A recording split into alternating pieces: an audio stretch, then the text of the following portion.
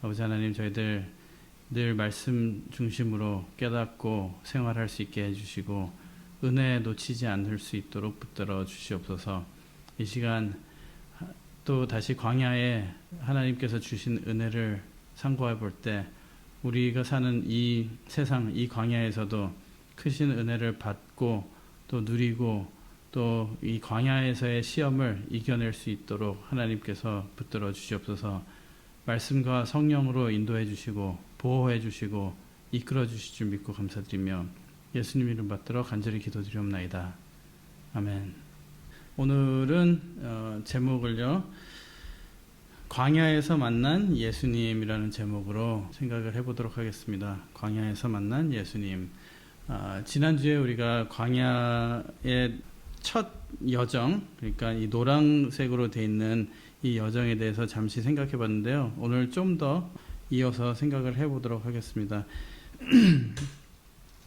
람셋에서 출발해서 첫 진친 곳이 숫곳이었어요. 숫곳은 오두막집, 또 양의 우리, 장막이라는 뜻이라고 말씀을 드렸습니다. 이곳에서 무교병을 먹었고요. 무교병이라는 것은 누룩이 섞이지 않은, 예수님께서 이 땅에 오셨을 때 바리새인들과 사두개인을 내 누룩을 주의하라. 그들의 외식, 말로는 경건하고 거룩한 척하면서 생활은 아니고 마음은 아니었던, 믿지 못하면서 믿는 척했던 그런 누룩을 조심하라, 주의하라 라고 말씀하신 것처럼 그런 사람의 가식적인 생각, 사람의 죄악 등등, 그 다음에 에담에서는 불기둥과 구름기둥이 처음 나타난 것이죠. 출애굽기 13장에. 그리고 불기둥과 구름기둥으로 하나님께서 광야에서 인도해 주시고 길을 이끌어 주시고 또 보호해 주시고, 그리고 믹돌 앞에서 시험을 하셨어요. 시험을 하시면서 믹돌 앞은 요새라는 뜻을 가지고 있고 망대, 그러니까 시험을 하시면서 적을 물리쳐 주시고 홍해 바다를 건너게 해주심으로 본격적으로 광야에 들어갈 수 있게, 뒤에 두고 온 애굽에 대한 미련을 끊어주시고 애굽의 죄를 끊어주시고, 그래서 지난주에도 잠깐 봤는데요. 고린도전서 10장 1절에서 4절에 이 바다를 건너면서 세례를 받았다 그랬어요. 그러니까 그 세례라는 것은 우리가 세례 받을 때 이제 예수님을 진짜로 믿고 내 삶을 헌신해서 천국을 향해서 가는 삶을 살아야겠다라고 시작하는 그 시작점이 세례 받는 것 같이 광야 생활에 본격적으로 이제 돌입을 한 거죠. 그래서 여기서는 세례 받는 역사, 물 세례의 역사, 홍해 바다를 건너서 처음 도착한 것이 마라인데요. 마라에서는 쓴물이 있어서 그 쓴맛에 원망하기 시작했어요. 그래서 식순환 문제를 기적적으로 해결해 주시면서 여기서 법도를 지키는지 하나님께서 보신다고, 순종 여부를 보신다고 그랬어요. 여기 출애굽기 15장 보시겠습니다. 출애굽기 15장 25절 26절 말씀. 모세가 여호와께 부르짖었더니 여호와께서 그에게 한 나무를 지시하시니 그가 물에 던짐에 물이 달아졌더라. 거기서 여호와께서 그들을 위하여 법도와 율례를 정하시고, 그래서 여기서 마라에서 이제 엘림으로 갑니다.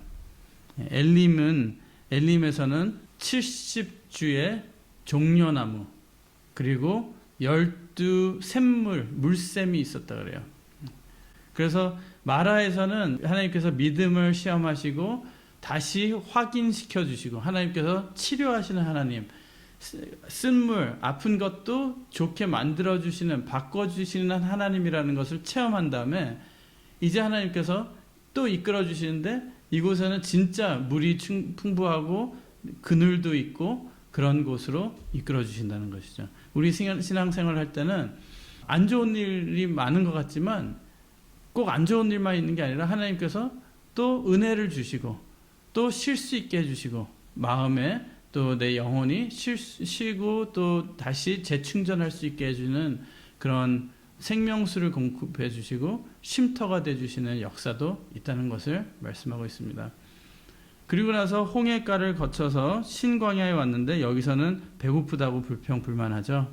배고프다고 원망하는 이스라엘 백성들에게 출애굽기 16장에 하나님께서 내일 아침부터 아침에 내가 하늘에서 하늘의 양식을 내려주겠다라고 약속을 하셔요. 그래서 그 다음날 아침 보니까 만나가 이 땅에 떨어져 있는 것을 보고 그때부터 만나를 먹기 시작한 거예요. 하나님께서 하늘의 양식을 공급해 주시는, 이 땅에서 내 힘으로 살 수 없는 광야 같은 세상이지만 하나님의 은혜로 그래도 살 수 있게 양식을, 영육간에 양식을 먹고 살 수 있게 해주시는 역사가 있었다는 것이죠. 그리고선 이제 돕가, 알루스, 여기서는 이제 내용이 거의 다 주신 만나가 너무 신기하고 너무 좋아서 먹다가 하나님께서 빨리 가라 하시기도 하고, 또 이렇게 쪄 먹기도 하고 반죽해서 먹기도 하고 여러 가지로 먹는. 그런데 그러다가 이제 르비딤에 도착합니다. 참 희한한 거는요, 처음에 주실 때는 너무너무 좋아요. 그러다가 조금 지나면, 며칠만 지나면은요, 그 신기하고 감사했던 게 어디로 싹 날아가 버리고, 있던 것도, 새로 받은 것도, 은혜도, 이제는 너무 오래됐다라는, 이것밖에, 만나밖에 없어서 지긋지긋하다라는 말이 이따가 나와요, 이후에. 근데 우리는 하나님의 은혜를 잊어버리지 않는 하나님의 사람들이 되시길 바랍니다. 우리가 주로 잘 기억하는 거는요, 내가 원망스러웠던 거, 내가 억울했던 거, 내가 힘들었던 거를 기억을 잘해요, 인간이. 근데 구속사 시리즈의 그 주제 구절이 뭐예요? 신명기 32장 7절? 기억하라잖아요. 옛날을 기억하라. 역대 연대를 생각하라. 뭘 기억하라는 말씀이냐면요, 하나님이 하신 일을 기억하라는 거예요. 그래서 우리가 가끔 가다라도 중요하게 해야 될 일은요, 내가 지금 태어나서부터 지금까지 이 자리에 있을 때까지 하나님이 어떻게 역사를 하시고 어떻게 이끄셨는지, 그것을 또 자녀들에게 알려주는 것이 신명기에 말씀하신 자녀 교육이에요. 하나님이 어떻게 우리 가정을, 또 우리 교회를, 또는 엄마 아빠를 이 자리까지 이끌었는지 알려주면서 하나님이 살아계신다는 것을 증거하는 것이 우리 부모의 해야 될 일이라는 것이죠. 부모가 되기 이전에라도 내 자신을 위해서 그것을 기억하라는 것이 신명기 32장 7절 말씀이에요. 그것을 하는 사람이 가나안 땅에 들어가서도 성공한다는 거죠. 끝까지 예수님 오실 때까지 믿을 수 있고 이어나갈 수 있고, 예수님 다시 오실 때까지 지켜나갈 수 있는 것이 그렇게 기억하는 사람들이라는 거예요. 기억을 하다 보면요, 그 기억에서 은혜가 다시 살아난다는 거예요. 근데 이 르비딤에서는 기억을 못하고, 분명히 홍해 바다 건널 때도 하나님의 역사하셔서 자기네들이 한 거 하나도 없어요. 불평하고 있는 우리에게 물을 열어주셔서 건너게 해주셨어요. 쓴물 먹고 불평하는 우리에게 나무를 던지라고 해서 쓴물이 단물로 바뀌는 역사를 체험하게 해주셨다는 것이죠. 처음 믿는 사람들이니까 하나님께서 그렇게 해주셔요. 그것을 기억을 했다면은 이 르비딤에서 이제 목이 마를 때 하나님께 간구하면 돼요, 여기서도. 그런데 불평을 하니까 하나님께서는 이 바위, 이 호렙산의 이 바위에 내가 위에서 서서 있을 테니까 모세 보고 너가 와서 그 가지고 있는 지팡이로 쳐라. 그러면 물이 나올 것이다. 그래서 물이 나왔어요. 근데 여기서는 이 불평과 불만이 얼마나 심했냐면요, 모세를 죽일 정도라고 그랬어요. 지난번에 우리 읽었죠.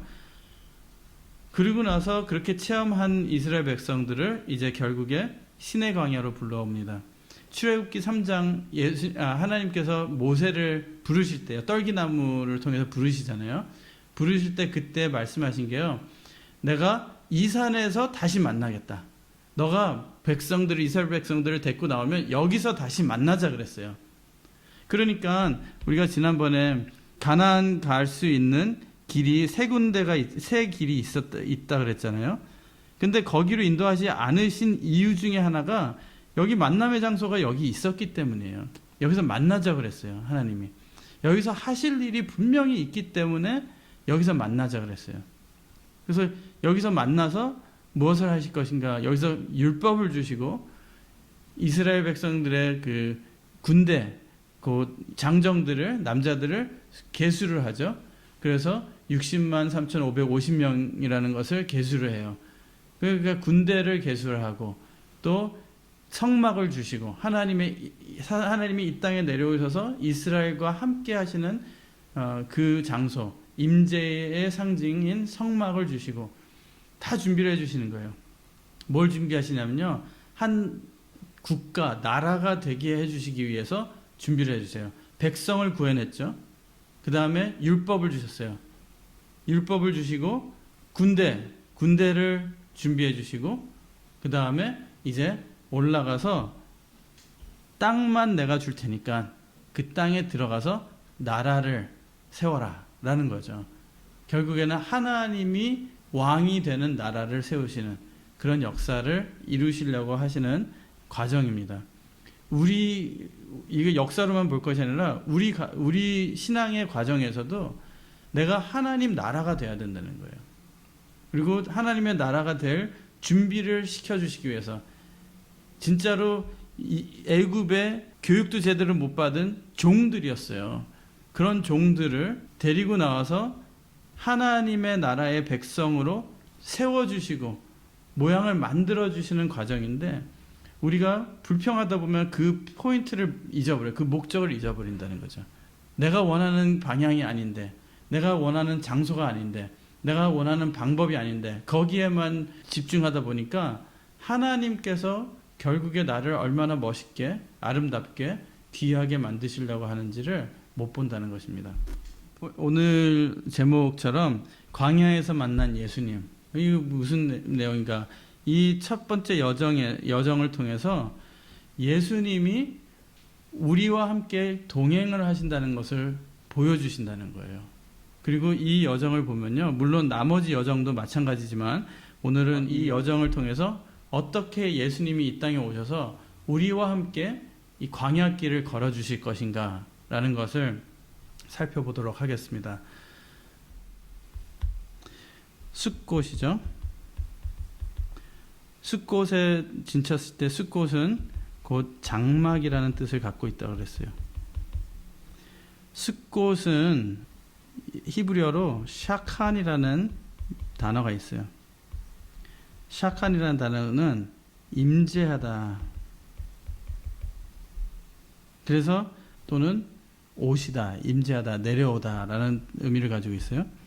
그래서 이 샤칸에서 헬라어로, 이거는 히브리어인데 헬라어로 샤칸이 요한복음 1장. 요한복음은요, 예수님의 생애를 영적으로 많이 풀이를 하고 보여주는 내용이에요. 그래서 예수님이 구약에 말씀하신 창세기 창조 역사를 통해서 말씀하신 것, 광야에서 하신 일, 성막을 통해서 예표한 예수님이 어떻게 예수님이 오셔서 성취를 하시는지 많이 보여주는 게 요한복음이에요. 그래서 오늘은 요한복음이랑 많이 비교를 할 건데요. 14절에, 요한복음 1장 14절에 말씀이 육신이 되어 우리 가운데 거하심에, 이 거하심에가요, 요한복음 1장 14절에 보면요, 여기서 became flesh and dwelt among us잖아요. 그래서 dwelt가 원어적으로 보면요, tabernacled, 무슨 말이냐면 장막을 쳤다라는 의미를 가지고 있어요. 장막을 쳤다. 이렇게. 그래서 원어를 보면요, 이거 보이세요? 스케나오라고 돼 있어요. 제가 여기 보이죠? dwelt 바로 밑에 이게 스케나오예요. 스케나오. 이게 이 단어가 샤칸에서 유래됐어요. 그래서 스케노오. 이 단어가 장막을 치다, 거하다 라는 뜻을 가지고 있어요. 그래서 숫꽃이 바로 예수님이 이 땅에 장막을 친, 그러니까 예수님이 이 땅에 장막을 쳤다는, 장막이라는 건요, 아까 말씀드린 것처럼 성막이잖아요. 성막은 하나님이 이 땅에 임재하시는 장소예요. 그리고 고린도 전서 후서 보면요, 사도 바울은 장막을 우리의 몸으로 비교를 하고 있어요. 고린도 전서와 후서, 우리의 몸으로 비교하고 있어요. 우리 몸이 우리의 장막이래요. 우리 영혼이 원래 하늘에 거하는 영혼인데 이 땅에 있을 때는 장막이 필요한 거예요. 이 땅에 오려면 육신이 필요하다는 거죠. 하나님이 육신을 입고 이 땅에 오신 것을 이 장막시다라는 표현으로 설명을 한 거죠. 그러니까 숫꽃이라는 것은 광야, 이 세상에, 이 땅에 예수님이 우리와 함께 장막을 치기 시작한 거예요. 숫꽃은 이스라엘 백성들이 첫 장막을 친 곳이라는 의미를 가지고 있잖아요. 그런 것처럼 예수님이 이 땅에 장막을 치고 오신 곳, 그렇죠? 그 다음에 두 번째는 에담이죠. 에담에서는 불기둥과 구름기둥. 요한복음, 아까 여기서는 요한복음 1장 14절이었죠. 여기서는 요한복음 1장 22절, 23절 말씀 보시겠습니다. 요한복음 1장 22절, 23절 말씀. 또 말하되 누구냐 우리를 보낸 이들에게 대답하게 하라. 너는 내게 대하여 무엇이라 하느냐 가로되 나는 선지자 이사야의 말과 같이 주의 길을 곧게 하라고 광야에서 외치는 자의 소리로다 하니라. 여기서 세례 요한이 자기는 이사야가 말씀하신 것처럼 미리 이 말씀이 오기 전에, 곧 그리스도가 메시아가 오기 전에 미리 와서 자리를 준비하는 자의 역할이다 그러는 거예요. 불기둥과 구름기둥이 이스라엘 백성들이 가는 길에 앞서가서 자리를 준비했어요. 그죠? 에담은 바로 예수님이 이 땅에 오실 때 우리들과 함께 보호해 주시고 인도해 주시고 함께 동행해 주시는 그런 신앙의 그 단계를 말씀하고 있는 것입니다. 요한계시록 1장에 보면요, 예수님에 대한 표현이 묘사가 나오는데요, 예수님의 다리가 불기둥과 같다는 말씀이 나와요. 그러니까 불기둥을 보면서, 그 당시에는 몰랐지만 우리는 보면서 예수님의 큰 발이 함께 걸어가는 그런 모습도 상상해 볼 수가 있는 것이죠. 그리고 마태복음, 이건 요한복음이 아니지만 마태복음 4장 1절부터 보시겠습니다. 마태복음 4장 1절부터 보시면요, 그때 예수께서 성령에게 이끌려 마귀에게 시험을 받으러 광야로 가사, 예수님께서 공생이 시작하기 전에요, 광야로 먼저 나가요. 우리가 광야 생활하고 있잖아요. 교회 생활이 광야 생활, 믿음 생활, 신앙 생활이 광야 생활이라고 했는데 예수님께서도 광야로 먼저 나가셨어요. 그래서 이스라엘 백성들은 40년 광야 생활을 했지만 예수님은 40일을 밤낮으로 금식하신 후에, 이게 의미적으로 40이라는 의미가 광야에 시험받는 시험의 기간이고, 그것을 통과하면 복이 되는, 복을 받을 수 있는 그런 의미를 가지고 있는 게 40이거든요. 밤낮으로 금식하신 후에 줄이신지라, 시험하는 자가 예수께 나와서 가로되 내가 만일 하나님의 아들이어도 명하여 이 돌들이 떡덩이가 되게 하라.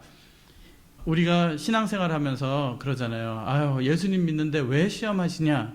근데 알고 보니까 광야는 시험하는 곳이래요. 우리가 서울대를 들어가기 위해서도 시험을 많이 봐야 돼요. 그래서 시험을 잘 보면은 좋은 데 가는 거고, 시험을 잘 통과를 못하면은 좋은 데 못 가는 거고, 마찬가지예요. 좋은 데 가기 위해서는 시험을 통과를 해야 되는 거죠. 그러니까 시험이, 공부 잘한 사람들한테는 시험이 좋은 일일까요? 안 좋은 일일까요? 시험 후에는 좋은 일이 있을 거니까 좋은 일이죠. 내 실력을 발휘할 수 있는 기회니까 좋은 일이에요. 시험을 안 좋아하는 사람은 공부 안 한 사람들. 그죠? 그러니까 영적으로도 마찬가지예요. 내가 준비가 돼 있고 예수님이 함께 하시면은 어떤 시험이 와도 우리가 찬송해도 그러잖아요. 시험이 와도 이길 수 있다는 거예요. 넘어갈 수 있다는 것이죠. 근데 보니까 예수님이 미리 우리를 대신해서 우리를 대표해서 시험을 받으셨어요. 쫓아가기만 하면 되는데 무슨 시험이냐? 광야에서는 어떤 시험을 주시는가? 여기서 보면요. 이 마귀가 예수님을 세 가지를 시험을 해요. 근데 예수님의 답만 보겠습니다. 일단 4절 말씀 보면은 첫째 시험, 예수께서 대답하여 가라사대 기록되었으니 사람이 떡으로만 살 것이 아니요 하나님의 입으로 나오는 모든 말씀으로 살 것이라 그러셨죠. 이스라엘 백성들이 지금 겪고 있는 광야도 마찬가지예요. 가장 지금 첫 번째 그 사람들이 기억하고 우리가 기억하고 통과해야 되는 것이 내가 먹고 사는 것에 급급하고 내가 돈과 음식 내 입에 들어오는 거 내 소유에 치우쳐서 많으면은 감사하고 적으면 불평하고 그러는 사람이 되느냐 아니면 하나님의 말씀으로 사는 사람이 되느냐 그것을 훈련하는 것이 광야예요. 하나님의 말씀에 의지해서 떡이 없어도 분명히 예수님 배고팠다 그랬어요. 아마 40일 동안 굶었는데 예수님이 육을 입고 오셨기 때문에 배고픈 것도 우리랑 똑같은 거잖아요. 그런데 40주야를 금식하셨는데 배고프시죠. 그렇지만 그 죽을 것 같이 배고픈 상태에서도 하나님 말씀을 먼저 생각하는, 그래서 하나님 말씀과 내 필요한 것, 내 육에 필요한 것이랑 바꾸지 않는 그런 믿음이 되도록 훈련하시고 시험하시는 것이 광야 생활이라는 것입니다. 그리고 두 번째는 마귀가 성으로 예수님을 데려가서 꼭대기에 세우고 뛰어내려라 그러잖아요. 그럴 때 7절에 예수님께서 이르시되 또 기록되었으되 주 너의 하나님을 시험치 말라 하였느니라 그랬어요. 아까 르비딤에서 목마르다고 했을 때 하나님께서는 그곳에서 너희가 나를 시험을 했다. 분명히 체험을 했어요. 홍해 바다를 건넜고 마라의 물도 바뀌었고 하나님 분명히 해주실 것을 아는데도 자기가 불편하고 내 마음대로 안 되니까 그냥 땡깡 부리는 거예요. 근데 하나님은 나를 시험하지 말라. 그러니까 하나님을 그냥 시험하지 않고 믿을 수 있는 우리로 만들어주시는 곳이 광야다. 그리고 마지막으로 세 번째 시험은요. 마귀가 예수님을 또 데리고 높은 산으로 가서 천하 만국과 그 영광을 보여주면서 이것이 다 나에게 주어진 것인데 나한테 경배하면은 너에게 주겠다. 그런데 예수님의 답은 이에 예수께서 말씀하시다 10절이에요. 사단아 물러가라. 기록되었을 때 주 너의 하나님께 경배하고 다만 그를 섬기라 하였느니라. 그러니까 광야에서는 다른 것을 섬기거나 다른 방법을 취하는 것이 아니라 내 머리, 내 꾀를 의지하는 것이 아니라 하나님만 섬기는 그런 하나님의 사람들이 되도록 하나님께서 훈련하시고 시험하시는 거예요. 우리도 시험을 이기려면 이 세 가지를 이겨야 된다는 거예요. 아담과 하와가 선악과를 따먹을 때 세 가지로 유혹을 했어요. 그죠? 먹기에 좋고 보기에 좋고 지혜롭게 할 만큼 탐스러웠다 그랬잖아요. 예수님의 시험은 그 인간을 타락하게 만든 세 가지 그 유혹을 거꾸로 이겨내시는 시험이었다는 거죠. 그래서 우리도 반드시 광야를 지나가게 하시는 이유가 이 세 가지를 이겨내고 이 세 가지를 배워서 시험을 합격하게 하시기 위해서라는 것입니다. 이 땅에 오신 자체가 예수님은 광야예요. 그리고 나서 세 번째는 마라죠. 마라에서는 쓴물을 단물로 변하게 해주셨어요. 예수님께서 공생에 시작하시고 첫 기적이 요한복음 2장 1절에서 11절 말씀인데요. 가나 혼인잔치에서 포도주가 떨어졌잖아요. 그 물을 포도주로 바꾸시는 역사. 쓴 물을 단물로 바꾸시는 것처럼 우리의 인생에 쓰고 괴롭고 힘든 그런 의미 없는 괴로운 인생길을 감사하고 찬양하고 의미 있는 인생으로, 살만한 인생으로, 아무리 예전에는 돈도 더 많았고 더 즐거웠고 그랬지만 끝에는 의미가 없고 목적이 없었던 삶이었다면, 지금은 조금 더 힘들어도, 조금 더 돈도 덜 있어도 의미가 있고 목적이 있고 예수님이 동행하신다는 것을 깨닫는. 그리고선 네 번째로는 엘림이죠. 엘림에서는 아까 종려나무 70주, 그 다음에 물샘 12개 말씀드렸는데요. 요한복음 1장 35절에서 51절 말씀과 또 4장 1절에서 6절, 그 다음에 마태복음 4장 18절에서 22절 말씀, 누가복음 5장 10절 이하, 그 다음에 10장 1절 이하 말씀 보면요, 예수님이 공생의 시작하고선 제일 먼저 하신 것이 12제자를 선택하세요. 그러고 나서 이후에 쫓아다니는 문도가 70문도래요. 희한하죠. 그냥 광야길을 걸은 것 같은데 이 광야길 자체가 예수님이 오셔서 하실 일을 순서대로 보여주는 것 같아요. 그래서 예수님도 이 땅에 오셔서 그대로 따라가시면서 말씀해 주시는 메시지가 나도 이 광야에 같이 있다. 그러니까 예수님께서 이 공생애 때 말씀하신 거 보면은 내가 그 옛날에 너네 조상들과 함께 있었다. 그걸 자꾸 말씀하시는 거예요.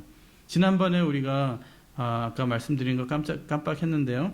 지난번에 우리가 애굽의 10대 재앙에 대해서 생각할 때 예수님은 나는 에고 에이미, 그러니까 야훼라는 하나님의 성호를 예수님이 자꾸 사용하시면서 헬라어로는 에고 에이미거든요. 이게 나는이라는 뜻이라고 그랬죠. 나는 미래형으로, 나는 떡이요 생명수요 빛이요 나는 문이요 선한 목자 부활과 생명이요 길과 진리와 생명이요 참 포도나무요 라고 예수님께서 말씀하셨어요. 이게 다 보면요 요한복음이에요.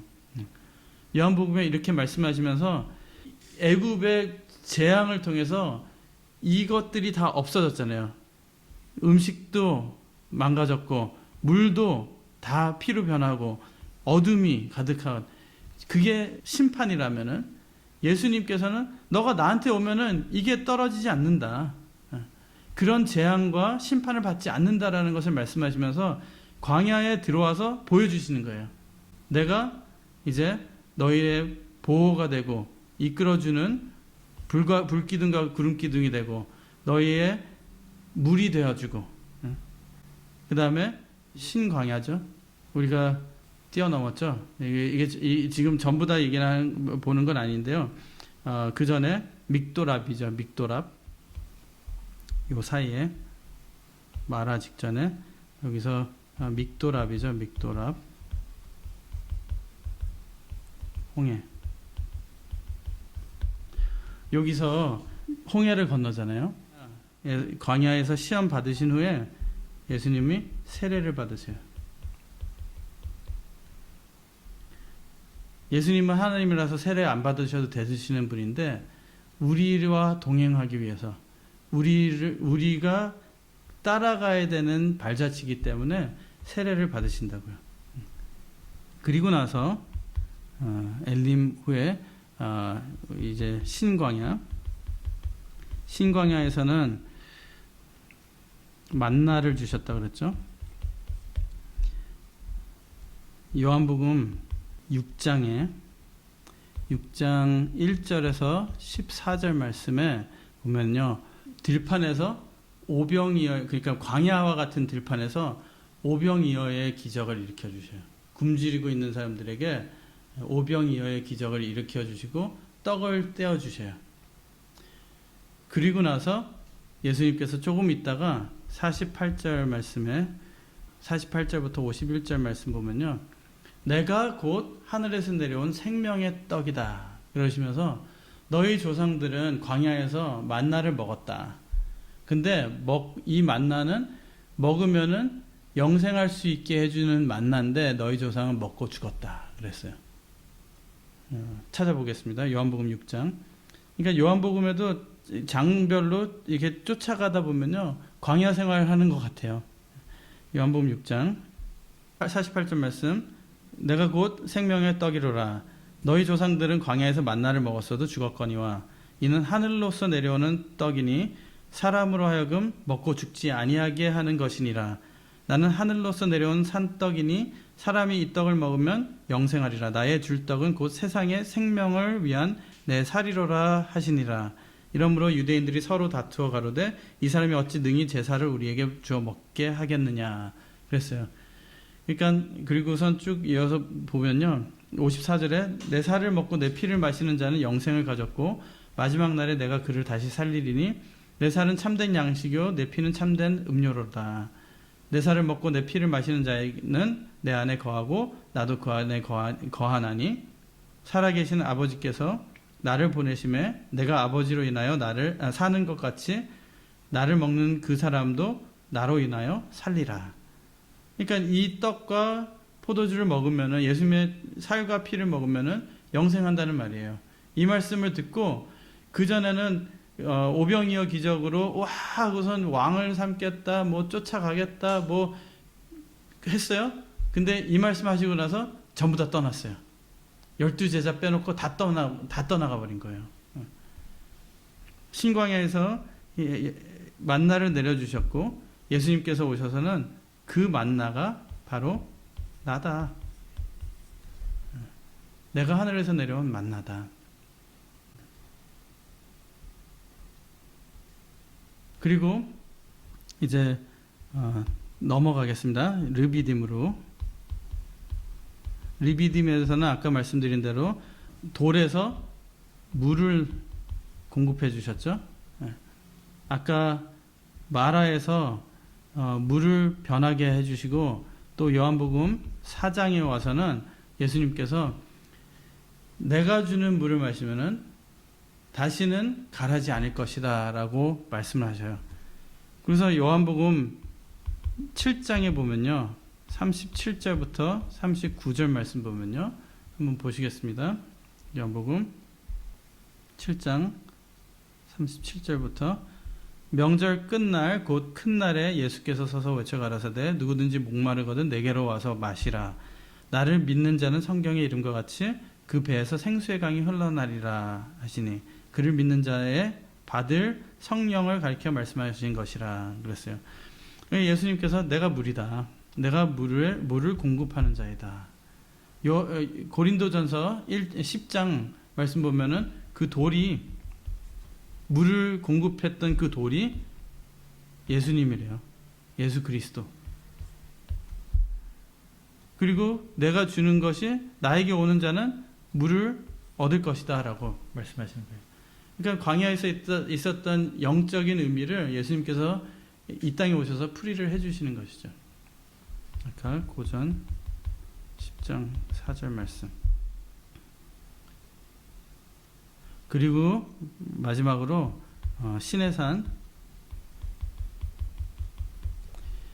시내산에서는 율법을 주시잖아요. 그런데 그것을 받아올 때, 제 6차 등정할 때 십계명과 성막의 양식을 주시는데, 그걸 가지고 내려올 때 무슨 일이 있죠? 밑에서는 금송아지 사건이 있어요. 애굽에서 끌고 온 그 사상과 이방신을 섬기는 그 습관을 다시 살려가지고, 왜냐면요, 모세가 40일 동안 가서 금식하면서 이걸 받아오는 거예요. 그 전에는 계속 올라갔다 내려왔다 바로바로 올라갔다 내려왔다 했는데, 이번에는 올라가더니 40일이 지났는데 안 오는 거예요. 그러니까 이 사람들이 야 도망갔다. 그러니까 우리도 마찬가지예요. 조금만 무슨 일이 있거나 조금만 말씀과 기도가 뜸하면요, 바로 은혜를 잊어버리고 바로 세상 방법으로 일을 해결하려고 그래요. 애굽의 방법으로 다시 돌아간 거예요. 그곳에. 그래서 안 그래도 다시 애굽으로 돌아가고 싶었는데 잘 됐다. 우리의 지도자가 우리를 버리고 간 것 같다. 핑계죠. 그러고선 자기네들이 갖고 왔던 그 금으로 금송아지를 만들어서 섬기기 시작하는 거예요. 그래서 모세가 내려오면서 그것을 보고 십계명을 그 돌판을 깨버리죠. 깨버린 이유가 화가 나가지고 깬 게 아니라 우리 구속사 말씀 보면요. 이 십계명에 들어있는 기록해 주신 하나님의 손가락으로 기록하셨잖아요. 그 기록해 주신 내용이 그대로 있으면 이 사람들은 죽어야 돼요. 왜냐면은 다른 신을 섬기지 말라 써 있거든요. 그러니까 깬 것도 하나님의 은혜라는 거예요. 이들을 살리려면요 율법을 깨버려야 되는 거예요. 그렇죠? 뭐와 같냐면요 우리가 알면서도 죄를 지었어요. 그죠? 그것을 용서해 주기 위해서는 율법, 말씀 자체가 오신 그분이 깨져야 된다는 것을 예표하고 있는 거예요. 그래서 예수님이 십자가에서 깨질 수밖에 없었던 거예요. 안 그러면 우리가 죽어요. 우리가 깨져야 되거든요. 그래서 모세가 처음 이 돌판을 갖고 내려올 때는 이 죄 때문에 이게 깨졌어요. 그리고 나서 회개를 시키고 하나님이 나는 이제 너네들이랑 같이 동행 안 할 거야.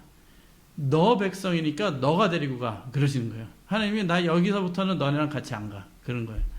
모세가 또 올라가가지고 7차 등정해서 회개하고 또 회막을 저쪽에다 세워놓고 거기서 회개하고 이스라엘 백성들을 회개시키는 역사가 있어요. 그 회개시키고 이제 하나님께서 그러면 이제 너가 돌판을 만들어서 가지고 올라와라. 8차 등정 때 모세가 돌판을 만들어서 가지고 올라왔더니 하나님께서 또 다시 하나님의 손가락으로 기록을 해서 주신 것이 그 십계명 돌판이라는 거예요. 그것을 이제 언약궤에다가 집어넣은 것이죠. 근데 희한하게 그래서 이스라엘 백성들이 율법은 하나님의 말씀이죠. 말씀인데 율법에 대한 율법을 시험한 거죠. 시험한 거, 신뢰를 하지 못한 거, 그죠? 아까 7장에 분명히 그 예수님께서 장막절이거든요. 장막절 끝에 그때가 막 사람들이 모여서 하나님께 올해는 비를 많이 내려주셔서 우리의 그 농사가 근데 그 와중에 예수님께서 성전 딱 중심에 쓰셔가지고 목마른 자는 다 내게로 오라. 그러신 거예요. 그러니까 뭐라는 거예요? 이 사람들은 분명히 물을 주시는 분은 하늘에 계신 하나님인데 하나님께 열심히 기도했더니 딱 예수님이 오셔서 물을 공급하는 자는 나다라고 선포를 하신 거예요. 그러니까 그들에게는 메시지가 정확한 거죠. 내가 옛날부터 너희에게 물 주었던 하나님이다라는 말씀인 거예요. 그걸 끝나고 예수님께서 이제 8장으로 가보겠습니다. 요한복음 8장. 이제 아까 7장에 그런 일이 있었죠. 그리고 8장에 예수는 감람산으로 가시다. 8장에 이제 산으로 올라가셔요. 그러고선 내려오셔요. 2절 말씀 보면요. 예수님이 1절에 감람산으로 가셨다가 아침에 다시 성전으로 다시 내려오신 거예요. 산에서. 그 다음에 3절에 서기관들과 바리새인들이 간음 중에 잡힌 여자를 끌고 와서 가운데 세우고 예수께 말하되 선생이여 이 여자가 간음하다가 현장에서 잡혔나이다. 모세는 율법에 이러한 여자를 돌로 치라 명하였거니와 그랬어요. 선생은 어떻게 말하겠나이까 그랬어요. 그러니까 율법을 가지고 예수님을 시험을 하는 거예요. 아까 시내산에서 율법을 가지고 내려오는 산에 올라갔다 내려오는 모세에게 이런 큰 시험을 줬듯이 예수님에게 희한하게도 예수님이 산에 올라갔다는 그 짧은 거를 집어넣었어요. 그리고 내려오셨는데 시험을 하는 거예요. 율법을 가지고. 그때 예수님이 뭘 하셨냐면요. 이 내용을 아시잖아요. 예수님이 무릎 꿇고 땅에 손가락으로 쓰셔요. 그리고 일어났다가 다시 2번을 쓰셔요. 손가락으로 땅에다가. 십계명 돌판이 흙으로 만든 거예요. 그죠? 그걸 earth라 그래요. earth 아니면 dirt라 그래요. 예수님도 무릎 꿇고 dirt에다가 earth, 이 땅, 흙에다가 손가락으로 뭘 썼는지 우린 몰라요. 기록을 안 해있기 때문에. 근데 희한하게 그 두 번의 손가락으로 쓰신 이후에 정죄하고 시험하던 사람들이 다 물러갔어요.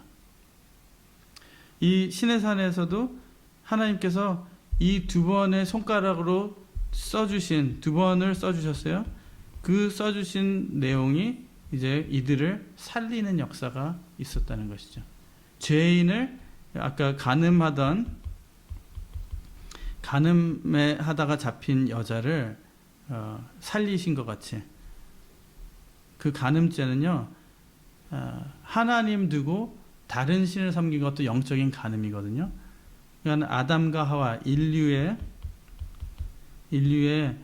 빼도 박도 못하고 도망가지도 못하는 현장에서 잡힌 인류의 죄를 이 두 번의 글쓰심, 아까 돌판이 깨진 거 예수님이 십자가에 달리신 거를 예표하는 거라고 그랬잖아요.